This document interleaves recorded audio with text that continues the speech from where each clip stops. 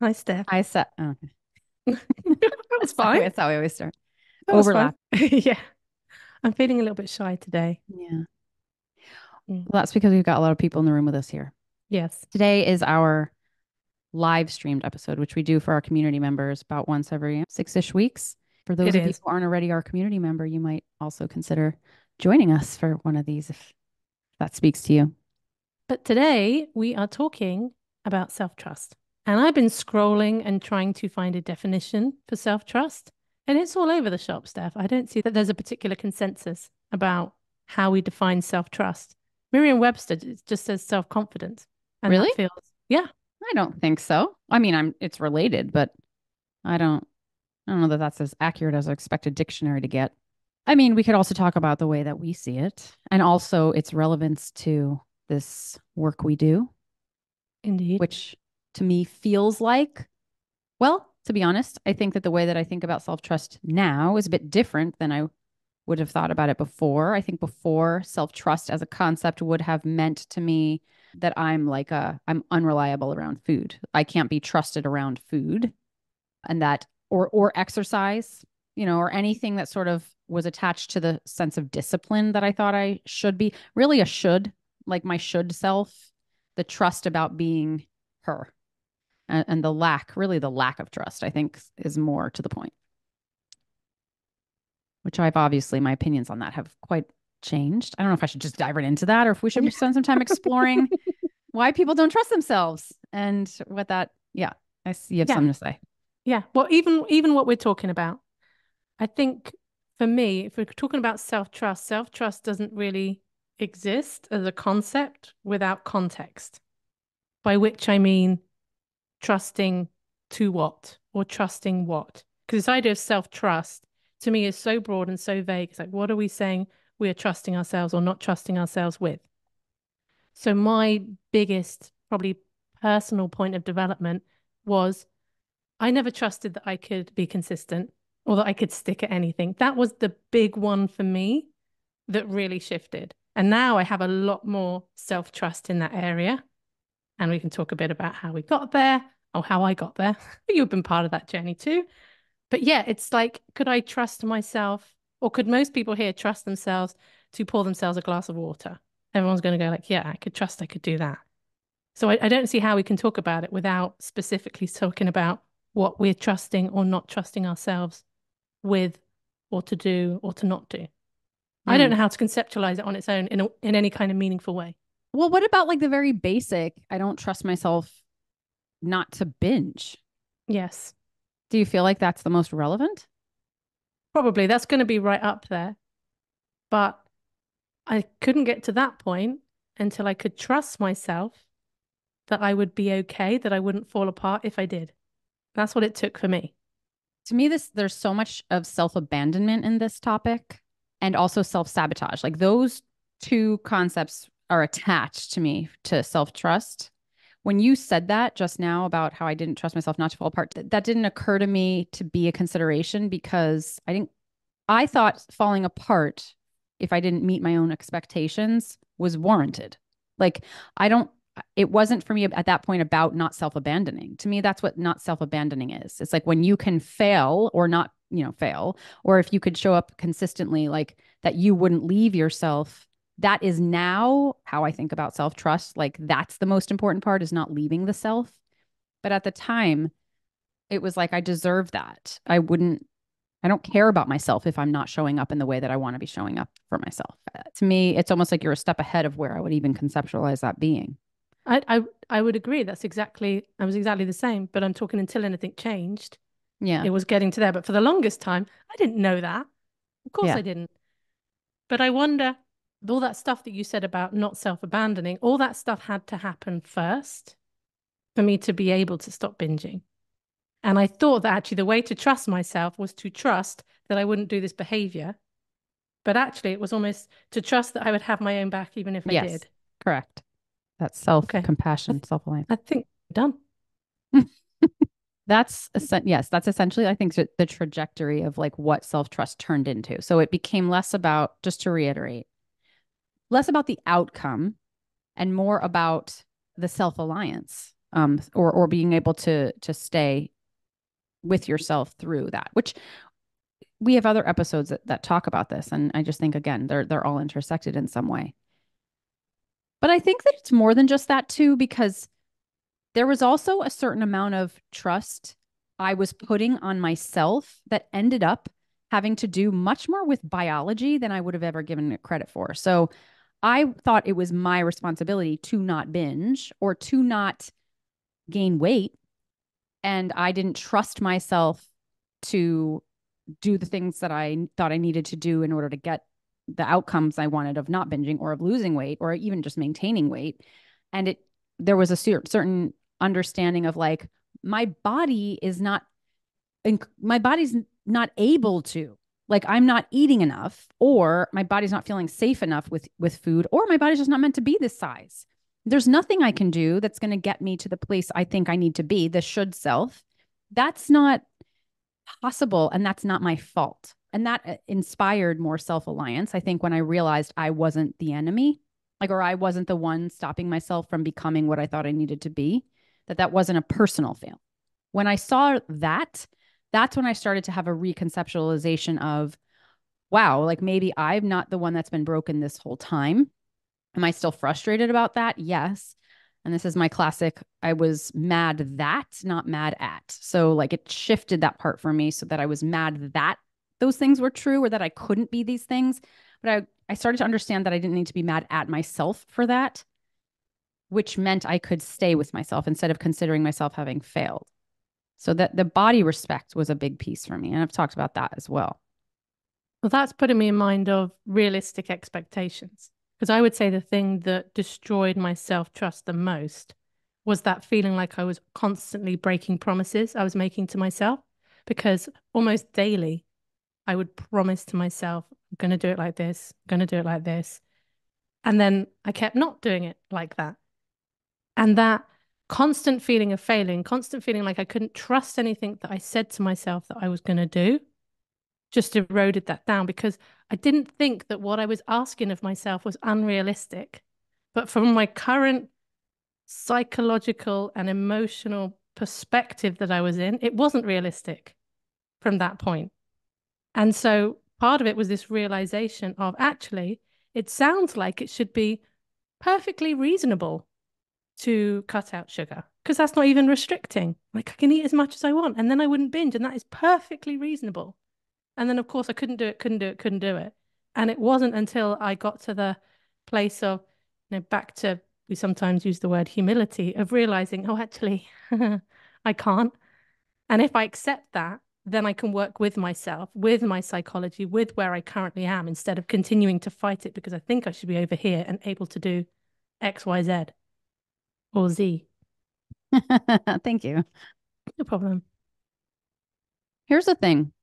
And then this is going to speak to, we're getting some questions in the chat.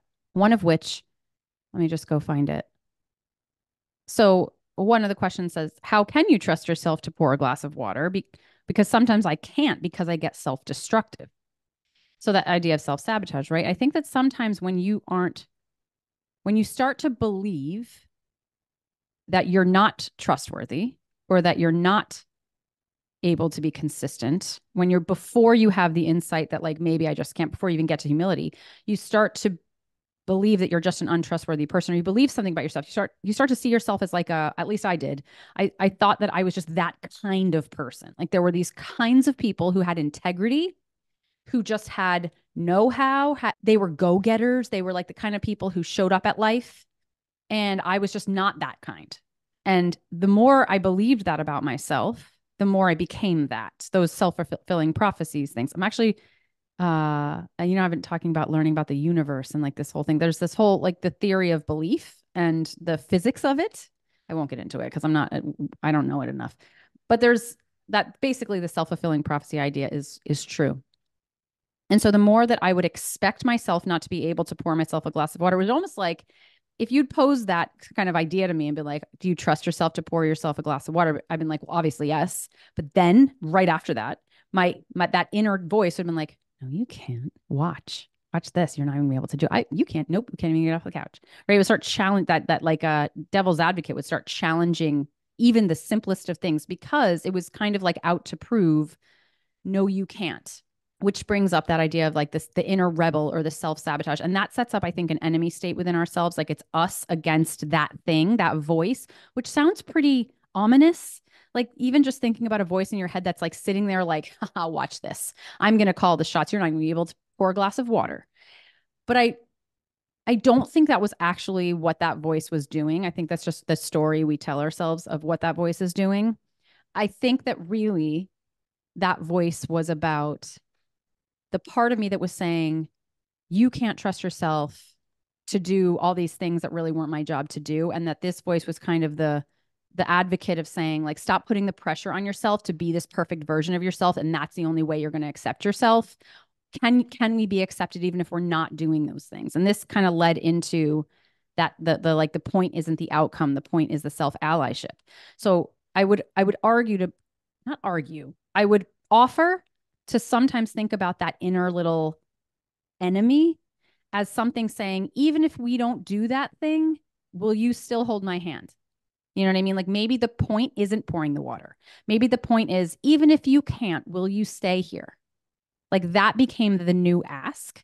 And then that became the trust. Like the trust object shifted for me. And it was, I think that voice in the back is the voice that's like, if we do that thing you want to do, that's going to be the conditional love, like, or conditional self acceptance. I don't want that anymore. I don't want to have to do certain things to be acceptable. So I'm going to push back on that until we understand that that's not the object of this game. I love the way you put that. And I was thinking how I would think about it for me is it sort of felt like an ego thing. This whole idea of proving ourselves right, even if by proving ourselves right, we accept a more painful reality. It's almost like I would rather be correct and certain that I at least know what's true than risk having to shake everything up and go, what if all this stuff I've believed, it's not necessarily like that? What if it's not about this? And even, gosh, even getting to the place where I was willing to do that, I think I only got there because I was just in that much pain. I could just, Yeah. I'd love to say, look, I just woke up one day and realized, that there are more possibilities. But I think, no, I think I just broke apart. And I was like, actually, this reality is too painful. What if every way I'm looking at this is wrong? And that was harder, or it was up to that point, up to the point of readiness. That would have been harder than, I don't know, acceptance, this idea of self-allyship, all of that, because all of that would have felt like, yeah, you're just giving up. You're just Yes. letting yourself off the hook. You're just accepting that you're the person who can't pour a glass Yes. of water. How are you ever going to learn to pour a glass of Yes. water if you accept you're the kind of person who can't? I have something to say to that. Oh, please do. That's what this podcast is for. Okay. I think that perspective has a place. And that the idea that we do want to actually pour the glass of water, we're using the metaphor if you couldn't tell, like I'm just running with it. Like if if the goal is to pour a glass of water because we need to hydrate because that is going to help us. Not, we're not here to argue that like we don't really need water. It's that's not the point. The point is that we're not going to be able to trust ourselves to pour a glass of water until that first part happens. So until we can surrender the condition of I accept myself only if I can do the things, the availability of being able to show up to your yoga mat or the water isn't accessible until the self-acceptance and self-compassion and self-allyship is there. And for me, that wasn't there at all. So that had to happen first. That's like ground level work. Once that starts to happen, where you're like, oh, I'm having some more self-acceptance and non-conditional self-acceptance, then that's the place where empowerment comes in. I think the goal is to be able, or part of the goal is to be able to get to a place where you can show up to take care of yourself in ways that you want to. I'm not trying to dismiss the validity of that, but that if we're trying to do something to take care of ourselves without first having self-alliance, it's bound to fail and the rebel will be there. Once the self-alliance is more established and there is that surrender, that's where I think we can start to step into more empowerment of like, I do want to show up. Because then you're wanting to show up for yourself, not for your ego. You know what I mean? So it's like, am I explaining that Yeah, yeah. adequately? Okay. Yeah. I just want to ask you, what does self-alliance sound like to you? or look like? Like, what is the process of that in you? Okay. It doesn't sound like anything so much because I think in conceptualizations, but like, so for me, okay, I'll use an example. I wrote about this in my Wednesday Weekly this week. I went out to dinner on Monday night with some friends that I see like seasonally, so 4 times a year. So I don't see them very often. And one of the friends, when I got there, she had lost significant amount of weight. And I didn't talk about it or anything because I don't do that. But she brought it up to me. Anyway, there was a part of myself that felt jealous. And not having self alliance would have looked like, and I guess I'll put it in words, but it would have been this: she can do it. Like, you can't, like, you're wrong. She's right. Look at all you're not. And then that would have become this darkness that would have felt like turning off. I would have like turned off on myself, more that avoidant part of my personality that would have just been like, you suck. Like, even if I didn't say you suck, I would have just turned on I would have like gone almost like dissociated from myself a little bit and just been like gotten mechanical, cold with myself, unattached and stuff like that. And all of that would have happened because because I had a little bit of jealousy. Now what happens is that I'm like, yes, you had a little bit of jealousy because you're human. And because that there's a part of you that's jealous. That's okay. I'm not going anywhere. That doesn't mean that we suck.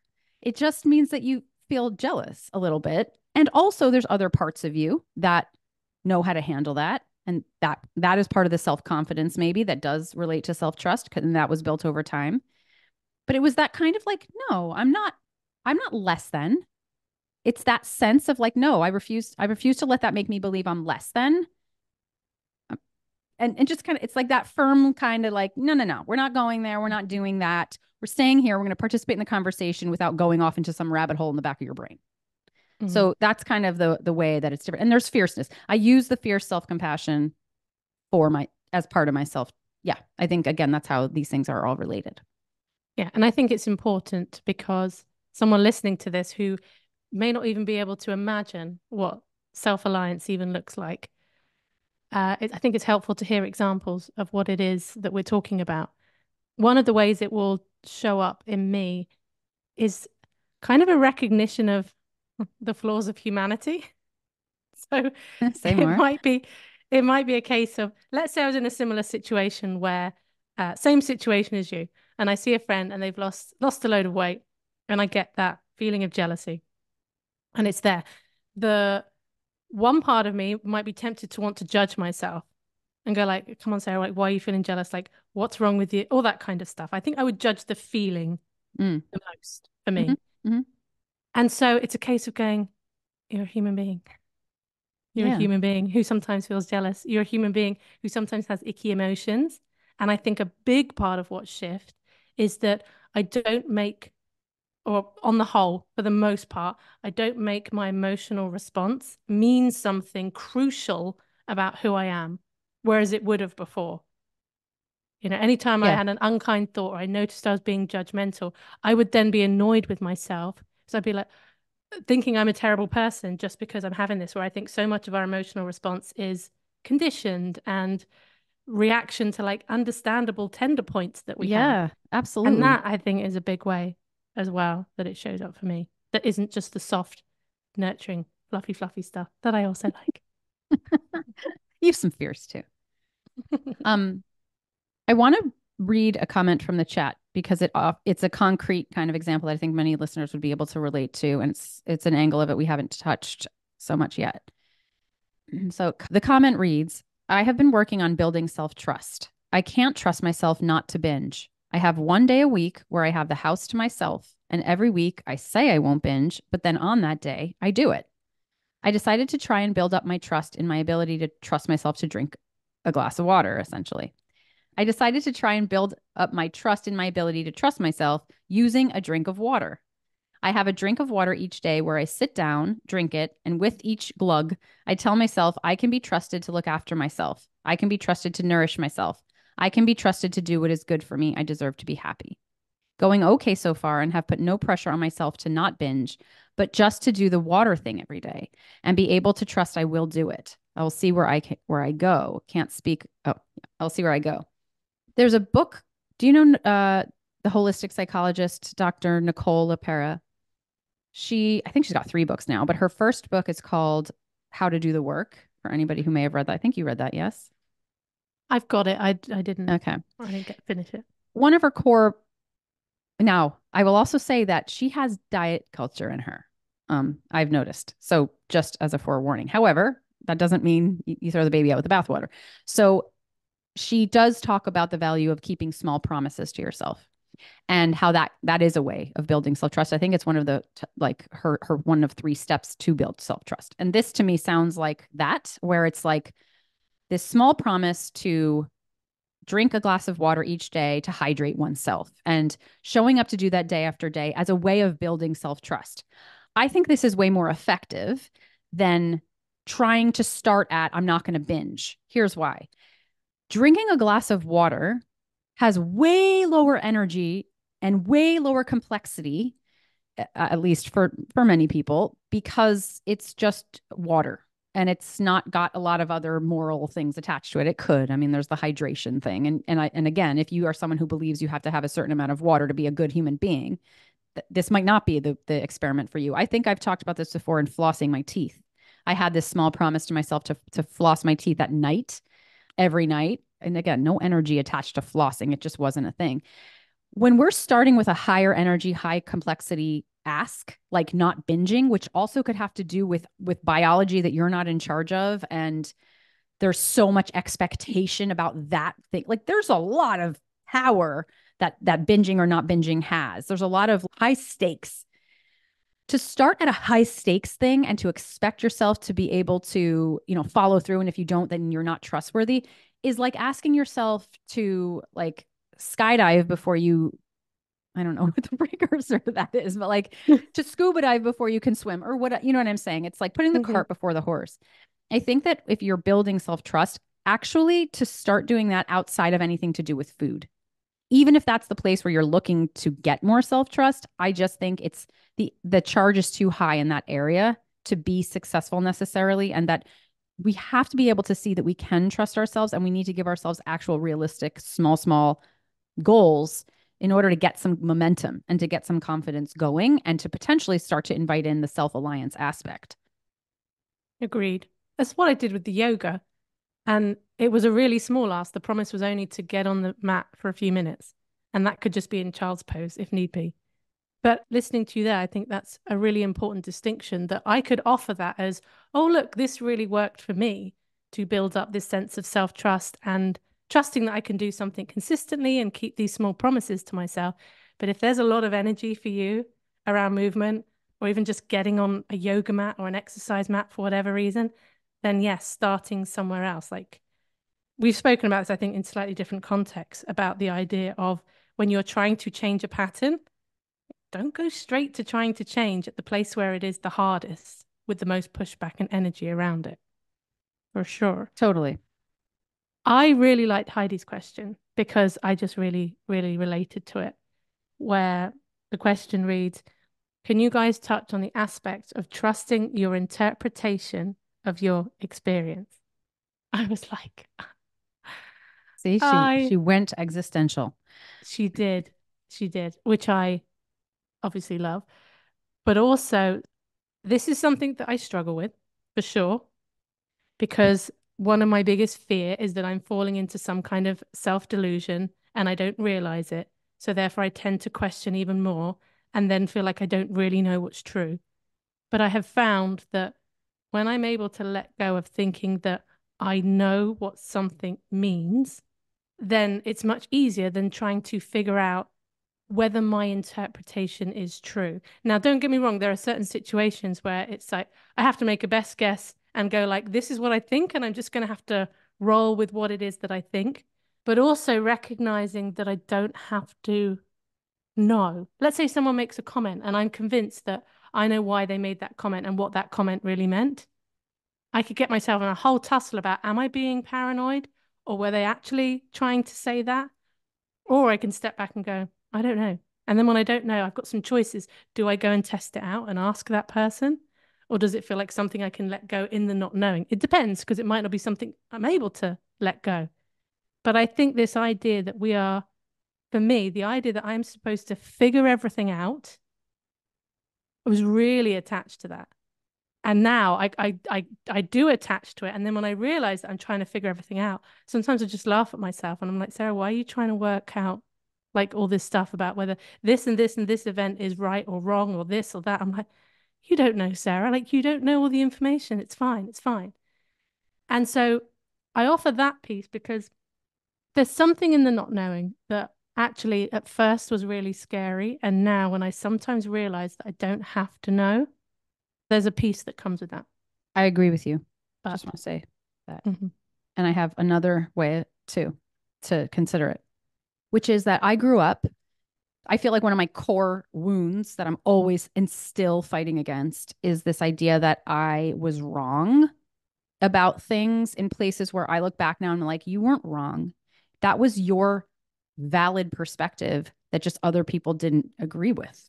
Like, for example, the introvert extrovert thing. I needed time and space to myself, and that was called wrong, essentially.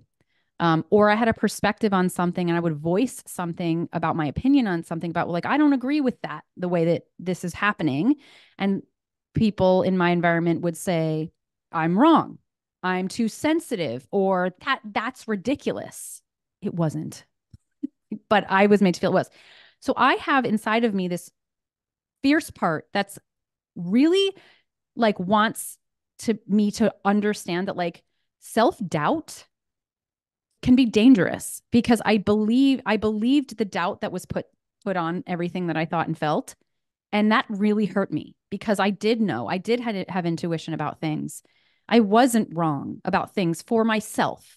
No, nobody has an answer that's applicable everywhere. But for myself, there were things that I felt and thought and believed that I abandoned because I went towards the doubt. Now I feel a much more sense of like if I start to doubt myself, not every time, because of course I'm not completely right about everything all the time. So I have to doubt, I have to allow that in, but I have to allow that in without letting that become me every time. So when I notice that I'm starting to doubt my interpretation of a reality, there's also a part of me that's like, don't be so quick to doubt. Maybe you're not wrong. Or at the very like least, there's a part of you that's onto something. Maybe there's other angles to look at. Maybe there's multiple realities and multiple truths, multiple interpretations of something, but yours is also valid.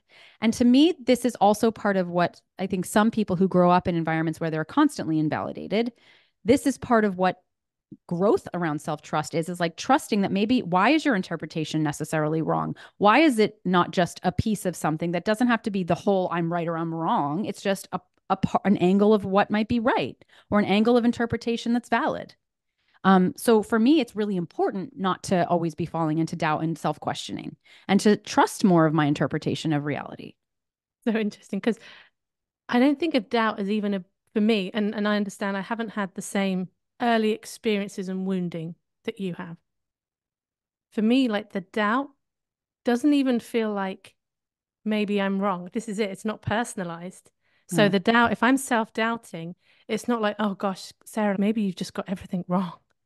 But it's like, this might not be as true as you thought it was. And Mm. that's how it feels because it's not this, Yeah, I it's see. just like, it's so interesting. Like Yes. hearing that is like, oh, of course. When you put it like that, it makes so much sense when that's been your experience. And that's somebody else as well, other people telling you pretty much that who you are is wrong. Right. To experience that is, yeah, it's big and it leaves its mark.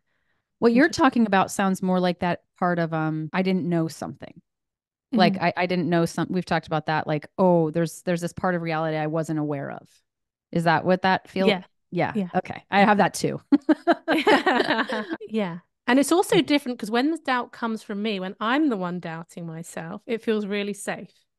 But if someone were to come at me, and Yeah. try to instill that doubt in me, well, I don't know that I'd be that receptive because I think all my defenses would come up Sure. anyway, Yes, they do. They do. That's why I'm like, darn it, plant my foot here a little harder. And in some cases, that's again that's almost like step one, step two thing where I feel like step one is to have your own back. After that, I think that's where we can entertain doubt on a level where it's not personal and it's kind of just seeing As long as you got your own back, then feels a lot safer to entertain multiple realities that you might not have been aware of. I did want to also talk to Jenna's question a little bit further up. She says, I think it's true for me that when I eat certain foods, my body doesn't feel good. I want to honor that. But is this a form of restriction, not eating these types of foods? So, this question of self trust when it comes to, I think, the anti diet versus diet culture dogmas, where, and, we don't trust ourselves to necessarily. And I think this question came up in our community on the Facebook community page where somebody was saying, I have issues with gluten in my body. We can talk on another time about the ways that gluten is demonized and that sometimes people have gluten sensitivities that are a result of disordered eating and things like that. But I have worked with enough people to know that gluten sensitivity is actually a real thing for people who have recovered and like have a good solid recovery and still have gluten sensitivity. But sometimes there's this feeling of like almost like we're not able to fully trust that we're eating gluten-free or whatever it might be for the right reasons, quote unquote, because now there's this idea that we're restricting. And then it's this self-trust about, I don't feel like I can even do the thing that I need to do to take care of myself because it's somehow going against the anti-diet beliefs and things like that. And of course, we're talking here about diet culture, anti-diet culture, but this could be applicable anywhere across topics. And I think this is where that independent thinking comes in, which is actually that term has crossed my mind at least 2 or 3 times in the course of this episode so far. So I do want to bring it up now and say, like, I think there's also the independent thinking as part of self-trust, because I think it's really hard to trust yourself when we are constantly relying on external ideals or belief systems or what other people are telling us is true or right. How could we trust ourselves if we're putting all the power out there, right? We have to have some kind of thought process or trust / independent thinking to say, I know that like gluten-free is restrictive that's talked about out there, that it's a form of restriction, that it's part of wellness culture. And I see that and I can understand in the places where that exists. But for me, I don't feel well when I eat these things and I'm not restricting. Like that's not what's happening here. It's very difficult to trust that if we don't have any kind of independent thought around there's stuff out here and there's stuff in here. I don't have to just be what's out here. Like what's in here matters. And having that, this is what that gentle nutrition course I run is all about, is saying, yes, we know all these things out here, but what's true for us? And let's start trusting that. I think like self-trust is actually what I cover in the first 3 modules of that course for that reason, because we have to start at some point coming here to ask ourselves these questions.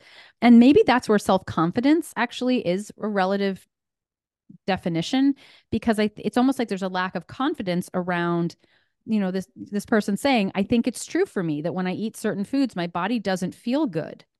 But it sounds like there's not confidence in that being a good enough reason to restrict the food, right? I say restrict the food to take care of yourself by not having the food, because it's also like that's just restriction and the outside world says that's bad. I think with what you're saying around self-trust being finding your own mind on something, because I'd like to think that we model that. Because when you and I are talking, it's going, well, I think a little bit like this. You know, I think a little bit more like this. And I think we've had people say that to us before, that actually when we disagree, it's really helpful because people can take what we say that's useful. But on the whole, I disagree though.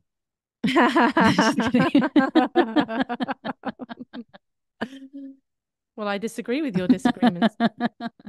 I also think that let's take something like celiac, where the kind of direction is quite clear that when you eat gluten, that there's a real impact on the body from that. And I know from a couple of friends that I have who do have celiac disease that there apparently, unless anybody can correct me, there are no decent gluten-free croissants out there. That they just don't exist. You can't make a decent croissant. You're going to disagree with me. You kind of went, actually, I'm not. I made one with almond flour once and it was amazing. No, I'll let you know. If you're in a position where you are thinking that there are certain foods that you want to not be consuming, to grieve them, to really have some time. I know for me, if let's say I got diagnosed with celiac, I would need to go through a grieving process for certain foods. Yeah. And really feel the loss of that as well. Because that's almost part of the I think of it as part of the coming to terms with it, to try and shift whatever the emotional energy is around some of these foods. But again, I'm wondering then, just with the question from Jenna about certain foods, how, again, what we were talking about earlier, how your self-trust shows up in other areas. Because if you feel like this challenge with self-trust is a lot more broad than just this, where else could you start to build it up first? Where you could make these commitments to yourself of things to do to take care of yourself that don't have you having to battle with the concept of restriction or a part of your brain that tries to have this restrictive response to it. You know, are you flossing your teeth every night? You could start there. You can do it. I did it. Mm. There's also the element in this discussion of competing parts. So sometimes what is subconscious is acting on our own behalf, but it goes in direct contrast to what is conscious. So, for example, I work with people, a lot of people with trauma. There's a lot of defenses set up that might even include like dissociating. I have one particular client who, whenever a certain word comes up, she dissociates. And we learned that in session. And she is so upset with herself for dissociating. She really judges it. Now that's a more extreme example, but this can exist on a spectrum, right? Where sometimes we are unable to get out of bed, or we just can't seem to get ourselves off the couch, or we just can't seem to get ourselves to do something that our conscious mind wants to do, because we have a part of us that is connected to the safe part of our nervous system. That's more conscious mind and more our present day goals. But then we've got these other parts of us that are older and more protective that are saying, oof, this topic or this exercise is a great example. Some people are like, I can't get myself to exercise. And meanwhile, there's a part of the subconscious, maybe it is even partly conscious, that says, when the subject of exercise or expectation to exercise comes up, I'm out of here. I'm not doing it because I've done that before and I've been burned by it. Or there's something about that that feels a lot like expectation itself, even if it's not to do with exercise, that has hurt me before. And I'm saying no, and I'm going into freeze to stay far away from that. So we think that it's kind of like that self-sabotage part, but is there a protection in that? Again, annoying. Like, I fully concede that a lot of our protective responses are annoying, frustrating, and at this point in our life, probably unhelpful. We don't need that much protection anymore, potentially, or we're ready to sort of move forward in a different way and take care of ourselves in a different way. But our body holds fast to things that once felt unsafe. So in the case of, for example, this client who dissociates, she doesn't need to dissociate in a session necessarily with us from a logical present point of view, because there's nothing unsafe happening here. We have a good relationship. The topic itself is not harmful here and now, but there's something still in the body that was like, well, it once was. And, like, I'm just very, very cautious. And so it's doing something protective. And I think that understanding that what different parts of us are at play and which ones might have more power than the others is a first step to understanding that's why I can't trust, quote unquote, myself to do this thing, because I'm working actively against a part of myself that is saying, you can trust me to protect you. I will do that. And that, just seeing it that way can create a shift even. What? How many parts do you think you have? Thousands, hundreds. I was going to go with 27. I don't know. I never Just sat a down. guess. No, I haven't either. I think it's such a handy way of conceptualizing so much stuff. I would say I do use parts, but I do it in my own special way. Exactly. Independent thinking around parts. Okay. Do you want to sing us out, Stefanie? No. No. Do you not trust yourself to sing in tune? I do. But it's going to be too. I don't want to show off. All right. Thanks everybody for joining us live and on the pod. Good to see you all. We will see you back over in the group. Bye-bye for now. Bye-bye.